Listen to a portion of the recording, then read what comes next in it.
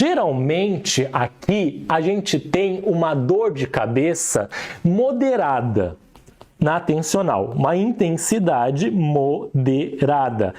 Até em alguns casos mais forte, mas geralmente é mais moderada. Meu nome é André Corporati, sou dentista, professor e pesquisador na Université de Paris, na França, e aqui neste perfil eu ensino dentistas a terem segurança no diagnóstico e resolverem 100% dos seus casos de bruxismo, DTM e neuropatia. Enquanto a migrânia tem uma característica de ser uma dor de cabeça mais forte, mais intensa.